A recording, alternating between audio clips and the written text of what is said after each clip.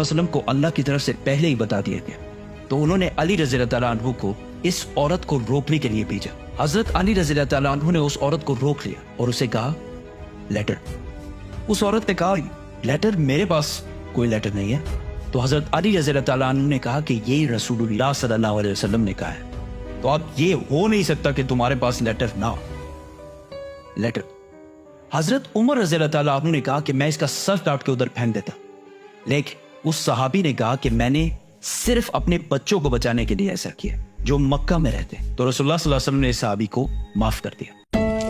5 हिजरी में मक्का से 10,000 लोग मदीना फतह करने के लिए आए थे, और अब सिर्फ 3 साल बाद मदीना से 10,000 लोग मक्का फतह करने के लिए रवाना। रसूलुल्लाह सल्लल्लाहु अलैहि वसल्लम का इंटेलिजेंस का निजाम इतना जबरदस्त था कि मुसलमान बिल्कुल मक्का के पास पहुंच गए और मक्का वालों को पता भी नहीं चला। तो रसूलुल्लाह सल्लल्लाहु अलैहि वसल्लम ने मक्का वालों के दिलों में खौफ डालने के लिए मुसलमानों से कहा कि मक्का के चारों तरफ खाना पकाने के लिए आग लगा। तो जैसे ही रात हुई, मक्का वालों ने देखा कि मक्का के चारों तरफ आग लगी हुई है, जिससे उनके सारे हौसले टूट गए और आखिर मक्का के सरदार अबू सुफियान ने भी हार मानी और वो उसी रात रसूलुल्लाह सल्लल्लाहु अलैहि वसल्लम के पास गए। तो रसूलुल्लाह सल्लल्लाहु अलैहि वसल्लम ने अबू सुफियान से कहा कि क्या अब भी वक्त नहीं आया कि तुम जान लो कि मैं अल्लाह का रसूल।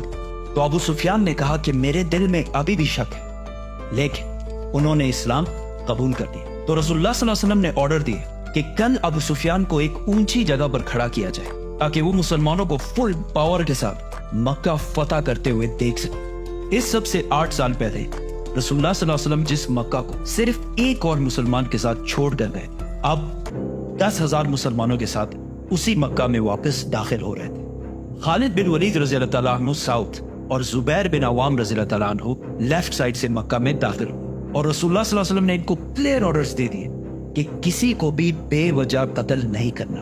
अबू सुफियान ने उस ऊंची जगह से मुसलमानों की फौज की ताकत देखने के बाद कहा कि अब हमारे भाई के बेटे को दुनिया में कोई भी नहीं रोक सकता। कुछ लोगों ने फिर भी लड़ाई करने की कोशिश की, लेकिन खालिद बिन वलीद रज़ी अल्लाह तआला अन्हु ने उन्हें रसूलुल्लाह सल्लल्लाहु अलैहि वसल्लम अल्लाह का बहुत शुक्र अदा करते हुए मक्का में दाखिल हुए, और जब वो काबा के पास पहुंचे तो काबा का दरवाजा बंद।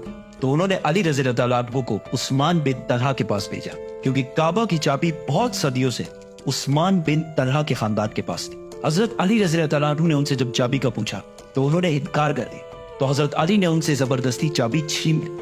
रसूलुल्लाह सल्लल्लाहु अलैहि वसल्लम जब काबा में दाखिल हुए तो उन्हें अल्लाह की तरफ से बताया गया कि काबा की चाबी वापस उस काफिर उस्मान बिन तलहा को दी जाए। तो हजरत अली रज़ी अल्लाह तआला अन्हु ने उससे माफी मांगी और चाबी उनको वापस कर दी और वो मुसलमान हो गए। और रसूलुल्लाह सल्लल्लाहु अलैहि वसल्लम ने उस्मान बिन तलहा से कहा कि ये काबा की चाबी तुम्हारे और तुम्हारी औलाद के पास कयामत तक रहेगी, और इस चाबी को तुम्हारे खानदान से सिर्फ एक जालिम नहीं छीने, और आज तक 1400 साल बाद भी ये चाबी इसी खानदान के पास है, क्योंकि ये खानदान कोई आम खानदान नहीं है। इब्राहिम अलैहिस्सलाम ने जब काबा बनाया तो काबा की चाबी उन्होंने इस्माइल अलैहिस्सलाम को दी, और इस्माइल अलैहिस्सलाम ने ये चाबी अपने बेटों को दी, और ऐसा सिलसिला चलता रहा। आखिर अरब के एक कबीले ने इब्राहिम अलैहिस्सलाम के खानदान से ये चाबी छीन ली, फिर उस कबीले से ये चाबी एक और कबीले ने छीनी, और आखिर ये चाबी कुरैश के पास आई, जो इस्माइल अलैहिस्सलाम की प्योर औलाद थी। इस तरह ये चाबी वापस इब्राहिम अलैहिस्सलाम के खानदान के पास आई, और इसीलिए रसूलुल्लाह सल्लल्लाहु अलैहि वसल्लम ने ये चाबी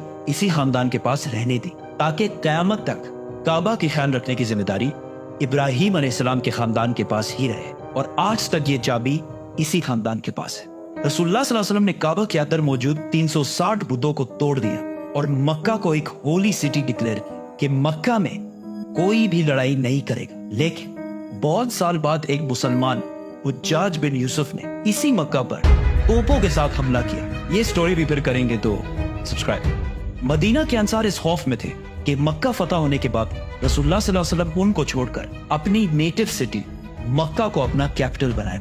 रसूलुल्लाह सल्लल्लाहु अलैहि वसल्लम ने इतनी सारी लड़ाइयों और मक्का वालों के इतने जुल्म के बाद सारे मक्का वालों को इकट्ठा किया और उन सब को कहा कि आज मैं तुम लोगों के साथ वो करूंगा जो यूसुफ अलैहिस्सलाम ने अपने भाइयों के साथ किया था, और पूरे मक्का में सबको माफ कर। और इतनी बड़ी फतह के बाद भी मक्का में किसी से भी कोई माल गनीमत नहीं लिया, और रसूलुल्लाह सल्लल्लाहु अलैहि वसल्लम कुछ ही देर बाद मक्का से वापस मदीना अपने कैपिटल चले गए। अब मदीना की ये रियासत अरब की सबसे ताकतवर स्टेट बन, लेकिन अरब के कुछ कबीलों ने फिर भी मुसलमानों की ताकत एक्सेप्ट नहीं की تو رسول اللہ صلی اللہ علیہ وسلم اس بار 12,000 لوگ لے کر حنین کی طرف روانہ ہوئے. اس فوج میں بہت سارے نئے مسلمان بھی تھے اور وہ بہت ریلیکس تھے کہ ہم آرام سے جنگ جیت جائیں.